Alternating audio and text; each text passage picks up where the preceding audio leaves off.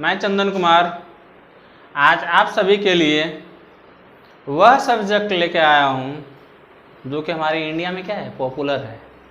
जैसे कि आप जानते हैं इंडिया हमारा क्या है, कृषि प्रधान देश है। और यहाँ पे कृषि जब होती है तो कृषि को हम ऐसी तो नहीं कर सकते बिना पानी वगैरह, बिना सिंचाई वगैरह का। इसलिए आपको भी पता है, हमें भी पता है कि कृषि जो है हमारा क्या है, मोस्ट इम्पॉर्टेंट है किसी भी कंट्री को सरवाइव करने के लिए। क्योंकि कृषि क्या है, वहाँ से हमें अन्न मिलते हैं, अन्न खाते हैं हम। तो इसलिए कृषि जहाँ होगी वहाँ पे पानी की आवश्यकता होगी, क्योंकि वहाँ पे फसल लगाएंगे, पेड़ पौधे लगाएंगे, उनको पानी की रिक्वायरमेंट होगी और वहाँ पानी चाहिए। यही पानी हम उस क्रॉप्स को, उस पेड़ पौधे को किस वे में देते हैं, कैसे देते हैं, कहाँ से देते हैं, कब देते हैं, कितना देते हैं, कितना दिनों के लिए देते हैं, यही सारा कुछ का स्टडी करने के लिए हम लोग आए हैं, जिस सब्जेक्ट का नाम है इरिगेशन इंजीनियरिंग, जैसा कि आप देख भी रहे होंगे। तो आइए दोस्तों, आज हम इरिगेशन इंजीनियरिंग के बारे में बात करते हैं। ठीक, तो सबसे पहले इरिगेशन क्या है तो आपको पता चल के सिंचाई है। सिंचाई क्यों जरूरी है, कहाँ करते हैं, ये सारा तो मैंने बताया आपको। अब थोड़ा देर के लिए सोचा जाए इरिगेशन और इरिगेशन इंजीनियरिंग में डिफरेंस क्या है। इरिगेशन और इरिगेशन इंजीनियरिंग में डिफरेंस समझते हैं। पहले इरिगेशन क्या है। इरिगेशन एक्चुअल में हमारा क्या है, एक प्रकार का आर्टिफिशियल प्रोसेस है। सर ये आर्टिफिशियल वर्ड डायरेक्ट आ गया, नहीं, पहले आप समझिए ऐसे कि हम किसी भी क्रॉप्स को पानी दो विधि से दे सकते हैं। मिलता है, दे नहीं सकते, मिलता है। वो हमारा क्या होता है, एक ऊपर से जो नेचुरल प्रोसेस हमारा होता है वर्षा वगैरह के द्वारा, और दूसरा हमारा क्या होता है, हम आप किसी माध्यम से उस फसल को पानी देते हैं। तो यहाँ पे जब हमारा ऊपर से पानी आएगा तो क्या मुझे इरिगेशन करने की आवश्यकता होगी, मुझे सिंचाई करने की आवश्यकता होगी? नहीं, क्योंकि ये हम स्टेप तभी उठाते हैं जब हमारे क्रॉप्स को नेचुरल वाटर नहीं मिलता है। नेचुरल रिसोर्सेज के कारण हमारा क्या होता है, वो मरने लगता है। ऐसे में क्रॉप्स को बर्बाद होने से बचाने के लिए हम क्या करते हैं, हम आर्टिफिशियल प्रोसेस यूज करते हैं। इसलिए यहाँ पे मैं बताना चाहूँगा कि इरिगेशन क्या है। इरिगेशन हमारा क्या है, आर्टिफिशियल प्रोसेस है, जिसमें कि हम क्या करते हैं, क्रॉप्स को पानी देते हैं। क्रॉप्स को पानी देते हैं तो वो हमारा धीरे धीरे क्या होता है, बढ़ता है और फसल फिर हमारा मैच्योर होता है, फिर हमें फसल मिलता है। तो आइए एक लाइन पढ़ लेते हैं इसके लिए। It may be defined as the science, it may be defined as the science of artificial application of water to soil for rising crops is known as irrigation. मतलब ये हमारा क्या है, इसे हम डिफाइन कर सकते हैं कि साइंस है हमारा किसका, आर्टिफिशियल एप्लीकेशन ऑफ वाटर का। ठीक, जिसमें कि हम सॉइल को पानी देते हैं क्रॉप्स को बढ़ने के लिए। ओके, इरिगेशन तो शायद समझ में आ गया हो। इरिगेशन हमारा क्या, सिंचाई क्या है, सिंचाई हम क्यों करते हैं तो आप भी जान रहे हैं कि हम पानी देते हैं। पानी देते हैं तो कैसे देते हैं, हम आप देते हैं तो आर्टिफिशियली रूप से देते हैं। तो वहाँ पानी देने से क्या होगा, पानी तो हम सॉइल में जाके दे देंगे, लेकिन हमारा क्या होगा, वो पौधा धीरे धीरे बढ़ जाएगा और मैच्योर होगा, फल देगा, फिर हमें बीज मिलेगा उसका। ठीक, यहाँ पे आ रहा है फिर इरिगेशन इंजीनियरिंग। अब देखिए, जो आप पानी दिए, एक तो ये आप मान के चलिए एक छोटा सा पौधा था तो आप एक किसी चीज में ले जाके पानी उसको डाल दिए। अगर ये ह्यूज मात्रा में हमारा हो, बहुत सारा फील्ड के रूप में हो, ठीक, कई एकड़ जगहों पे हम पौधा लगाए हैं या क्रॉप्स लगाए हैं, तो ऐसा सिचुएशन में उसको सिंचाई करने की जरूरत होगी, इरिगेट करने की जरूरत होगी। तो क्या आप उसको डायरेक्ट पानी उलझ दोगे तो उसमें चला जाएगा? उसके लिए तो आपको बहुत सारा अरेंजमेंट करना होगा, वहाँ पे काफी मात्रा में पानी की रिक्वायरमेंट है। तो कहता है इरिगेशन इंजीनियरिंग में हम डील जो करेंगे वहाँ किसी चीज का, किसी भी मतलब कि इरिगेशन सिस्टम का planning, designing, construction, operation and maintenance. मतलब कोई भी इरिगेशन सिस्टम हमारा है, जैसे डैम है, रिजर्वायर है, कैनाल है और वगैरह वगैरह, जो भी हमारा सिस्टम है, इन सभी क्या करेंगे, पहले प्लानिंग करेंगे, डिजाइनिंग करेंगे, फिर कंस्ट्रक्शन करेंगे, फिर ऑपरेशन से होगा और फिर उसका मेंटेनेंस करेंगे। इन सभी चीज़ों का स्टडी हम क्या कर लेता है, ये इन सभी वर्क को डन कहाँ करते हैं, इरिगेशन इंजीनियरिंग में करते हैं। आइए इनकी भी थोड़ा सा बात करते हैं। It is the science dealing with planning, designing, construction, operation and maintenance of various irrigation work. देखिए यहाँ पे वेरियस इरिगेशन वर्क लगा है, मतलब वह वर्क कौन सा हो सकता है, या डैम का हो सकता है, रिजर्वायर का हो सकता है, कैनाल का हो सकता है, और जो भी सिस्टम हमारा है इन सभी का हम क्या करेंगे, एक इन सभी पे वर्कआउट करेंगे, उससे होके पानी को पहुंचाएंगे कहाँ तक, उस खेत तक, उस फील्ड तक जहाँ पे मेरा क्रॉप्स लगा हुआ है, और फिर उनको ये वाटर मिलेगा और वो क्रॉप धीरे धीरे धीरे क्या होगा, मैच्योर्ड होगा, फिर वो बीज देगा और अन्न मिलेगा और हम आपके यूज के लिए होगा। आगे आइए, जैसे मैंने लिखा है, it details also the construction of dams, reservoir, canal system, head works, drainage, water locked area, generation, hydro electric power, etc. कहता है क्या, इरिगेशन इंजीनियरिंग जो है ना हमारा डील करता है, या इरिगेशन इंजीनियरिंग जो है ना हमारा, ये इसका मेन पर्पस जो है यहाँ से हमारा क्या है, जैसे कि यहाँ पे हमारा कंस्ट्रक्शन करना किसका, डैम्स का, रिजर्वायर का, कैनाल सिस्टम का, हेडवर्क्स का, या ड्रेनेज वाटर लॉक्ड एरिया का, या फिर हमारा क्या है, generation of hydro electric power. Irrigation जहाँ पे हम करना चाहेंगे तो वहाँ तो आप जानिए रहे कि हम डैम वगैरह बनाएंगे। उस डैम को बनाने के लिए हम क्या करते हैं, किसी ऊंचाई जगह पे जाएंगे, वहाँ पे डैम बनाएंगे, हो सकता है उस ऊंचाई से पानी नीचे हम गिराएंगे। अब स्वाभाविक सी बात है, ऊंचा होगा तो पानी नीचे ही जाएगा। जब वो ऊपर से पानी नीचे आएगा, नीचे में अगर हम कोई टरबाइन वगैरह सेट कर देते हैं तो हमारा हाइड्रो इलेक्ट्रिक प्लांट वहाँ पे स्थापित हो जाता है। क्या होता है, वही पानी उसके ऊपर गिरता है, उस टरबाइन को घुमाता है और इलेक्ट्रिसिटी हमारा प्रोड्यूस करता है। ठीक है, तो हमारा क्या होगा, बहुउद्देशीय पर्पज से हो जाता है। तो मतलब इरिगेशन के लिए अगर हम पानी इकट्ठा करते हैं कहीं, तो वहाँ से कई हमारा लाभ भी होता है, बेनिफिट्स में हम जाकर देखेंगे क्या होता है हमारा। ठीक, फिर हमारा यहाँ पे अगला टॉपिक जो हमारा है, एडवांटेज या बेनिफिट्स ऑफ इरिगेशन। आइए पहले हम लोग ठेठी में समझ लेते हैं, ठीक, कि हमारा एडवांटेज बेनिफिट क्या है। आप देखिए थोड़ा देर के लिए, अगर कोई किसान खेती करता है, सबसे पहले क्या होगा, वहाँ का वो किसान कुछ पैसा अर्न करेगा, क्योंकि खेती करेगा, मार्केट तक जाएगा, उसका अनाज पानी, फिर उसे पैसा मिलेगा, उसको बेच के उसका बाल बच्चा भी पढ़ लिख सकता है। मतलब हम कह सकते हैं कि कंट्री हमारा क्या होगा, मजबूत होगा। दूसरा देखिए, कंट्री मजबूत कैसे हो रहा है, जो किसान पानी का यूज कर रहा है कुछ ना कुछ रिवेन्यू दे रहा है, राजस्व कर दे रहा है उसको। ठीक, वहाँ से किसान कुछ पैसे दे के ज़्यादा अपना इनकम लेने के लिए सोचता है, और सरकार को भी क्या होता है, कुछ इनकम मिल जाता है पानी का, तो राजस्व कर मिल जाता है वहाँ से। तीसरा यहीं पे सोचा जाए, अगर जहाँ पे हम डैम वगैरह बनाए हैं, जहाँ पे रिजर्वायर बनाए हैं, वहाँ पे हमारा क्या होता है, हाइड्रो इलेक्ट्रिक प्लांट बिठा सकते हैं। ठीक, वहाँ से आप क्या, आप इलेक्ट्रिसिटी प्रोड्यूस कर सकते हो, वहाँ से बेनिफिट है आपको। फिर आपका वहीं पे नेविगेशन बना दीजिए, नौका विहार का सेंटर खोल दीजिए, आप वहाँ पे भी पर्यटन का केंद्र खोल सकते हैं, जहाँ पर्यटक आएंगे जाएंगे, आपका वहाँ पे भ्रमण करेंगे, कुछ टिकट वगैरह से वहाँ भी पैसे वसूले जा सकते हैं। ऐसा तो हो ही सकता है। ठीक है, आइए देखते हैं, डीलिंग हम करते हैं यहाँ पे क्या क्या लिखे हैं। हमने पहला लिखा है यील्ड ऑफ क्रॉप्स। सबसे पहली बात है, पानी अगर सिंचाई के लिए यूज करेंगे, सीधी सी बात आप यही जानते हैं, पानी हमारा कहाँ जाएगा, वो किसी न किसी खेत में जाएगा। ये हमारा क्या है जी, खेत है। इस खेत में अगर किसी चैनल के थ्रू पानी आया है, ठीक, मान लिया जाए कि एक हमारा चैनल था, इसमें पानी हमारा चल रहा था, उससे इस खेत में पानी इंटर करता है, तो इस खेत का क्रॉप जो है वो क्या होता है, धीरे धीरे बढ़ जाता है, और धीरे धीरे जब बढ़ता है तो इसका क्या होता है, यहाँ पे मैच्योरिटी बढ़ जाता है, धीरे धीरे उसमें हमारा बीज वगैरह होता है, फिर वही हमारे लिए क्या होता है, फायदेमंद होता है। तो यील्ड ऑफ क्रॉप्स, क्रॉप में हमारा क्या, उपज में हमारा क्या वृद्धि हो जाएगी, ये उपज ज़्यादा होगा। प्रोटेक्शन फ्रॉम फेमाइन, मतलब देखिए जिस एरिया में अकाल है, अभी बाढ़ चल रहा है, ठीक है, अभी क्या हो रहा है, हमारा बाढ़ में पूरा सब कुछ डूब गया है। अगर कभी ऐसा भी होता है कहीं पानी नहीं मिलता है, और जहाँ कहीं पानी वाटर नहीं मिल रहा है, तो ऐसे जगह का फसल बर्बाद हो रहा है पानी के बगैर, तो फसल जब बर्बाद हो रहा है, ऐसे सिचुएशन में इरिगेट कर देते हैं उस फसल को, उस एरिया में इरिगेशन कर दिया जाए, तो यह एरिया में हमारा क्या होगा, कुछ ना कुछ तो खेती होगी, कुछ ना कुछ प्रोडक्शन होगा। क्योंकि आप देख लिए खेतों में पानी डालने से हमारा क्या हो रहा है, यील्ड ऑफ क्रॉप्स, क्रॉप में हमारा क्या उपज में सॉरी फसल का उपज हो रहा है हमारा। फसल का जब उपज हो रहा है तो पानी डालने से तो इस एरिया में भी फसल का उपज हो सकता है ना, तो ये एरिया में कभी अकाल नहीं आ सकता है। ओके, फिर हमारा कहता है, इसका मतलब होता है अकाल।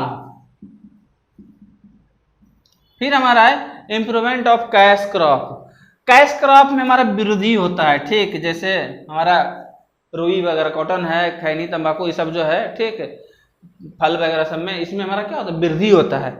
तो यहाँ पे हमारा अगला है increase in ground water storage. अब देखिए सोचने वाली बात है, इरिगेशन पढ़ रहे हैं, ग्राउंड वाटर क्या आता है? हमारा अगर ये पृथ्वी लेवल है, ग्राउंड लेवल है, ठीक, तो हमारे कुछ नीचे जाके जो है ना एक वाटर लेवल होता है, ठीक, this water level is known as the ground water level, ठीक। क्या होता है कि जब हम यहाँ से खेत में पानी डालते हैं ना, हमारा पानी क्या होता है, इस खेत से भी परकुलेट कर जाता है, ठीक, धीरे धीरे नीचे की तरफ सीपेज कर जाता है, परकुलेट कर जाता है, और ये हमारा कहाँ पे चला जाता है, उस ग्राउंड वाटर टेबल में मिल जाता है, ठीक। या फिर कोई चैनल हमारा पानी है हमारा ऐसे इसके अंदर था, कैनाल के अंदर, और ये कैनाल से हमारा पानी क्या होता है, सीपेज होके इस ग्राउंड वाटर टेबल में मिल जाता है, ठीक। तो क्या हुआ, जब ये हमारा वाटर टेबल सिंचाई नहीं किया गया था, तो इस वाटर टेबल का हाइट ये था, ठीक, सिंचाई कर दिया गया तो ये वाटर टेबल यहाँ था, पहले ये था, अब इतना ऊंचा पे चला गया, मतलब क्या हो गया, वाटर टेबल राइज कर गया ना।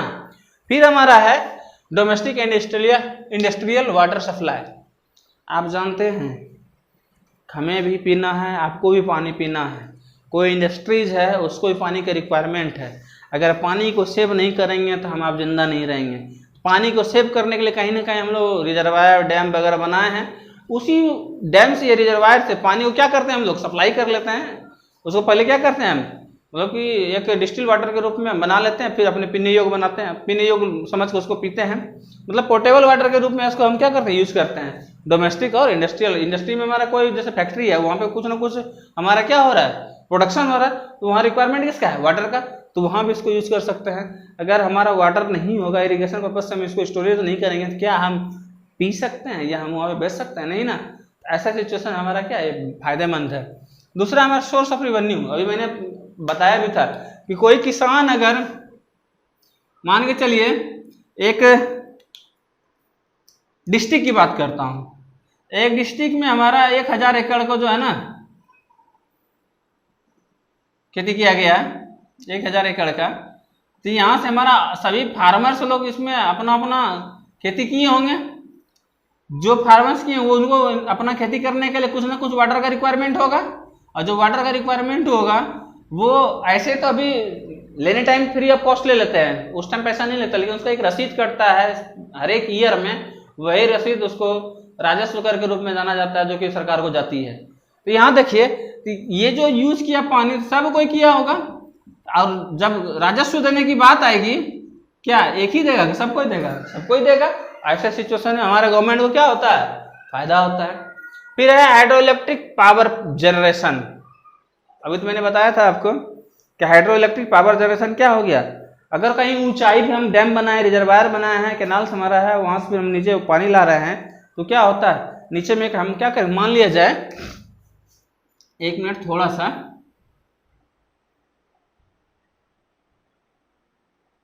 मान लिया जाए कि यहाँ पे आपका एक रिजर्वायर है, ठीक, और यहाँ पे आपका क्या है, ये लेवल सरफेस है जहाँ से कि आपको पानी सप्लाई करना है। तो ये पानी जब भी आएगा, ऐसे नहीं, सॉरी ऐसे बनाइए डैम के रूप में, ये पानी जब भी आएगा आपका, तो ये क्या होगा, ये अप स्ट्रीम से डाउन स्ट्रीम की तरफ जाएगा, फ्लो पानी का होगा ऐसे। जब ऐसे फ्लो पानी का होगा हमारा, तो यहाँ से ये क्या होगा, निकल जाएगा। तो यहाँ कह रहा है कि जनरेशन, हीट का जनरेशन करेंगे, हीट को हम जनरेट करेंगे, कैसे करेंगे, अगर इसी जगह एक चेंबर बना दिया जाए, जहाँ पे हमारा क्या दिया जाए कि एक टरबाइन लगा दिया जाए, क्या लगा दिया जाए, एक टरबाइन लगा दिया जाए, जो कि इसके ब्लेड पे यहाँ से पानी आए, ठीक, और ये टरबाइन हमारा रोटेट करे, और ये रोटेट करके ये पावर हाउस में हमारा यहाँ पे बिजली का क्या हो जाए, उत्पादन हो, और वो वहाँ से फिर ट्रांसफर करे अलग अलग पर्पस के लिए। तो यहाँ से क्या बिजली जो सप्लाई करेगी बिजली पावर हाउस यहाँ से, तो उसको सप्लाई करने को पैसा मिलेगा कि नहीं, हाँ मिलेगा, आप भी जान रहे हैं। तो यहाँ से क्या होगा, एक यहाँ से ये फायदा होगा, बेनिफिट्स में आ गया ना। दूसरा हमारा आगे लिखा हुआ है डेवलपमेंट ऑफ फिशरी। आप जानते हैं कि हमारा जो है क्या है, कहीं पोखर तालाब या रिजर्वायर डैम्स आदि भी है, तो वहाँ पे हम क्या है, हमारा फिशरी मतलब मछली का पालन कर सकते हैं। वहाँ पे हमारा मछली अवेलेबल होता है, पालने के लिए पाला जाता है, या वहाँ पे मौजूद होता है, ठीक। इससे हमको बेनिफिट ये होता है, वहाँ का पानी हमारा क्या होता है, साफ हो जाता है। ओके, ऐसे मैंने बोला भी था आपको, बोला ये था कि हमारा जैसे नेविगेशन है, नेविगेशन में हमारा क्या होता है, नेविगेशन में हमारा होता है एक्चुअली में, आप देखे होंगे कहीं घूमने नौका विहार करने के लिए गए होंगे तो वहां देखेंगे पानी में हमारा नाव, ओनम एक पर्व होता है, शायद तो किस राज्य, कर्नाटक या केरल में होता है, मैं भूल गया हूँ, ठीक है, दक्षिण साइड में होता है। वहां क्या होता है, नौका विहार होता है, नौका का रेस होता है, कहाँ होता है, पानी में ही ना। अगर वो पानी इकट्ठा ना हो तो क्या कर सकता है, तो यहाँ इरिगेशन पर्पज से अगर आप पानी इकट्ठा कर रहे हैं तो आप नौका विहार भी कर सकते हैं। ओके, आइए अब आगे देखते हैं। अब देखते हैं हम लोग ill effects of irrigation. Ill effects क्या है, अब देखते हैं कि हम लोग इरिगेशन करते हैं किसी भी फील्ड को, उसमें जहाँ पे क्रॉप्स होता है तो वहाँ क्या होता है हमारा, मतलब कि ज़रूरत से ज़्यादा पानी चल जाना, ठीक, या अनसाइंटिफिक रूप से उसमें पानी दे देना, ठीक, जिसके रिजल्ट हम लोग क्या मिलता है, इल इफेक्ट का मिलता है। मतलब ज़्यादा इरिगेशन कर देना या अनसाइंटिफिक यूज, मतलब उसका कोई सेंस ही नहीं है, साइंटिफिक के तहत से कुछ यूज ही नहीं है, ठीक, जो कि हम यहाँ पे दे रहे हैं वाटर को, इससे हमारा क्या हो रहा है, इल इफेक्ट डेवलप हो रहा है। तो यहाँ पे कहता है कुछ हमारा इल इफेक्ट है जो कि जैसे फर्स्ट नंबर में लिखता हूँ, यहाँ पे फर्स्ट में हमारा है वाटर लॉगिंग। वाटर लॉगिंग का मतलब क्या हो गया, कहता है कि हमारा कल्टीवेटर्स जो है, कल्टीवेटर में किसान वगैरह जो है अपने खेत में जो है जरूरत से ज़्यादा वाटर को यूज कर लेता है, जिसके कारण क्या होता है, हमारा एक्सेस वाटर जो भी होता है वो हमारा क्या परकुलेट कर देता है नीचे में, ग्राउंड के नीचे, ठीक, और वो जब परकुलेट करता है तो क्या करता है, उसका जो ग्राउंड वाटर का टेबल होता है धीरे धीरे बढ़ जाता है, अब बढ़ के वही हमारा क्या होता है, उसके ऊपर आ जाता है रूट जोन में, और जब रूट जोन में धीरे धीरे आ जाता है तो उसका एयर का सर्कुलेशन बंद हो जाता है, और एयर का जब सर्कुलेशन बंद हो जाता है तो ऐसे सिचुएशन में उसका ग्रोथ कम हो जाता है, ग्रोथ रुक जाता है, और इसका इफेक्ट हमको क्या मिलता है, वहाँ पे हमारा वो फसल खराब हो जाता है। This is the ill effect of water, irrigation water. फिर आगे हमारा मॉस्किटो नाइसेंस, ठीक,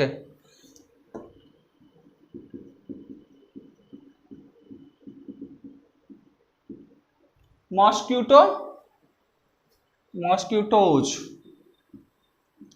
NUISENCE, थोड़ा सा अंग्रेजी वीक है, देखिएगा, NUISANCE ए होगा यहाँ पे, मॉस्किटो नाइसेंस, ठीक। आप देखे होंगे, मान लिया जाए कि हम ज़्यादा इरिगेट कर दे, मान लिया कि ये हमारा एक फील्ड था, ठीक, ये हमारा क्या है, खेत है, इस खेत में आप क्या किए, इस चैनल से होकर वाटर दिए हैं, ये वाटर यहाँ इस खेत में आया है, ठीक, इरिगेट हुआ है, इसमें इतना ज़्यादा वाटर दे दिए कि इस जगह से वाटर जो है ना, ये मान लिया कि लोअर साइड इसका है, तो यहाँ से दूसरे चैनल में हमारा क्या हो रहा है, जा रहा है। हो सकता है ये चैनल जो था मेरा क्या था, पीट था, गड्ढा था,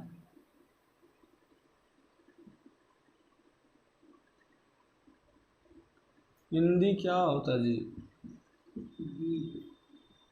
गड्ढा, ठीक है, जिसको हम क्या पीट लिख देते हैं, PIT, हमारा क्या था, एक गड्ढा था, और इस गड्ढे में आके पानी जो है ना जमा होने लगा, और जब यहाँ पे जमा होता है हमारा वाटर, यहाँ से फिर निकल नहीं सकता है, अब इसको सूखने में टाइम लग रहा है। मान लीजिए कि यहाँ पे हमारा जो सॉइल था, ठीक, वो सॉइल हमारा कैसा था, क्लेली सॉइल था, जो कि पानी को पास नहीं कर रहा है, परकुलेट नहीं कर रहा है, वहाँ पानी को होल्ड करा के रख रहा है। तो यहाँ पे पानी ज़्यादा दिन तक अगर होल्ड हो जाता है तो यहाँ पे क्या होता है, हमारा मच्छर वगैरह उत्पन्न ले लेता है, ठीक, और मच्छर जब उत्पन्न होता है तो उस एरिया में हमारा क्या होता है, मच्छर का आतंक देखने के लिए मिलता है, मतलब वो हमें ज़्यादा डिस्टर्ब करते हैं, इसका ये भी एक इफेक्ट हमारा है। फिर तीसरा हमारा डैम क्लाइमेट। अब देखें तो थर्ड नंबर हमारा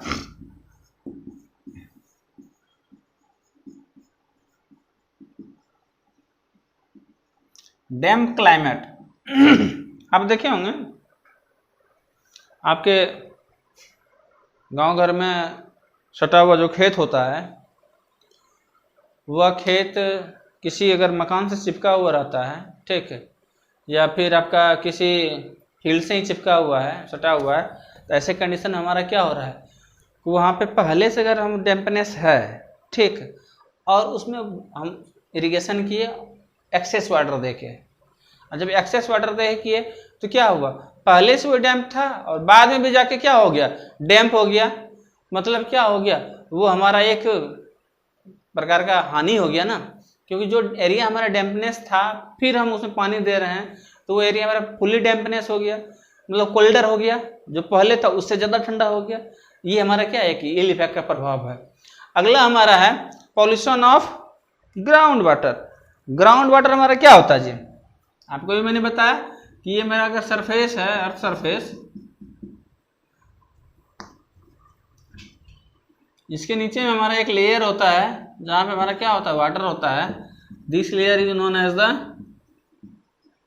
ग्राउंड वाटर। अब किसान भाई ने हमारा क्या किया, इसको तो खेत को तो वाटर दे दिया, उन्होंने क्या किया है, ये एक्सेस वाटर है। कैसा वाटर है, एक्सेस वाटर है।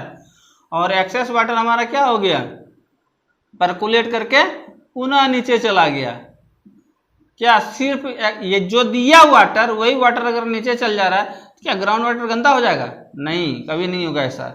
बट यहाँ पे क्या करता है हमारे किसान भाई, इसमें कुछ पेस्टिसाइडर वगैरह, कुछ हमारा फर्टिलाइजर्स वगैरह यूज करता है, ठीक, जिसके कारण हमारा क्या होता है, उसमें कुछ केमिकल्स होते हैं, वह केमिकल उसमें घुल जाता है और वही हमारा क्या होता है, ग्राउंड वाटर में मिल जाता है। और मे भी यह ग्राउंड वाटर हमारा किसी जो है ना नल के लेयर से, ठीक, या किसी जहाँ से आप पानी पीते हैं वो उस लेयर से मिल जाता है और आप इसको यहाँ पे ड्रिंकिंग वाटर के लिए काम करने लगते हैं।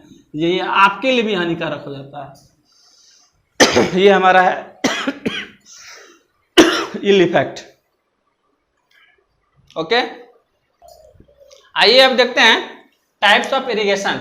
इरिगेशन हमारा दो तरह से होता है। इरिगेशन का टाइप्स दो है हमारा। पहला है हमारा सरफेस इरिगेशन, दूसरा हमारा है सब सरफेस इरिगेशन। सरफेस इरिगेशन में क्या होता है, हम वाटर अप्लाई करते हैं जमीन के ऊपर, ठीक, और सब सरफेस में क्या होता है, हम डायरेक्ट वाटर को अप्लाई करते हैं कहाँ पे, रूट जोन में। तो यहाँ पे जब जमीन पे अप्लाई कर रहे हैं तो क्या होता होगा, धीरे धीरे वाटर हमारे रूट जोन में आता होगा, फिर वहां से अपना जो भी करता होगा कपिल रिएक्शन से ऊपर नीचे, ठीक। तो यहाँ पे हमारा क्या हो रहा है, सब सरफेस इरिगेशन दो भागों में बांटा गया है।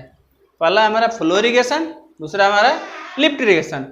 फ्लो इरिगेशन हमारा क्या है, पानी का बहना ऊपर में ऐसे एज इट इज बह जाना, ठीक, वो पानी हमारा बहता है, ठीक, फ्लो इरिगेशन कहलाता है। फ्लो इरिगेशन हमारा दो तरह का होता है, एक हमारा पेरेनियल होता है, एक एंडुलेशन होता है। पेरेनियल का मतलब यहाँ पे कह रहा है कि जैसे कि यहाँ पे कंट्रोल्ड वाटर, पेरेनियल मीन्स हमारा क्या हो गया, कंट्रोल्ड वाटर। और ऐसा इरिगेशन सिस्टम जिसमें कि हमारा क्या होता है, 12 मासी पानी उपलब्ध होता है, ठीक। उसमें फिर हमारा पेरेनियल को दो भागों में बांटा गया है, एक हमारा स्टोरेज करके, एक हमारा डायरेक्ट करके, ठीक। तो स्टोरेज में हमारा क्या हो रहा है, जहाँ पे हम वाटर स्टोर करके रखते हैं, उसके बाद उससे हम क्या करते हैं, वही वाटर यूज करते हैं इरिगेशन पर्पज से। या दूसरा हमारा है डायरेक्ट में, यहाँ क्या होता है, डायरेक्ट पानी स्टोर नहीं किया जाता, पानी आया इसको खेतों तक हम पहुँचा देते हैं, फील्ड तक पहुँचा देते हैं। तो यहाँ पे हमारा हो गया पेरेनियल। इंडुलेशन में हमारा क्या है, अनकंट्रोल्ड इरिगेशन, मतलब यहाँ पे हमारा वाटर का कोई कंट्रोलिंग नहीं है, जो वाटर आता है उसको सब खेत में छोड़ देते हैं और इससे में भी हानि भी हो सकता है।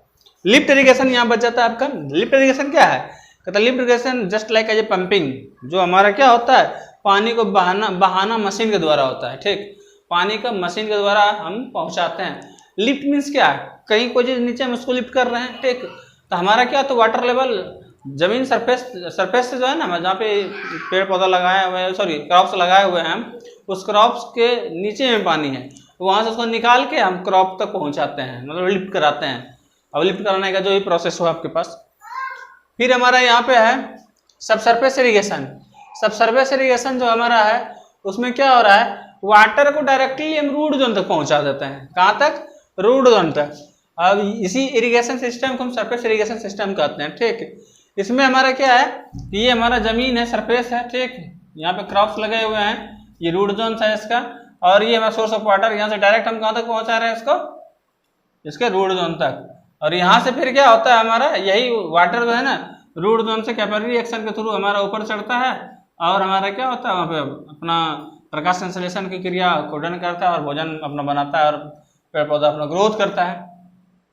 फिर हमारा ये सब सरफेस इरिगेशन जो है दो भागों में बटा गया, एक नेचुरल है एक आर्टिफिशियल है। नेचुरल में क्या होता है, जैसे कि स्टार्टिंग पीरियड में कोई क्रॉप्स लगाए, उस क्रॉप्स को हम लगाने के बाद कुछ दिन तक वाटरिंग करते हैं, इरिगेट करते हैं, उसके बाद फिर हमें इरिगेट करने की जरूरत नहीं होती है।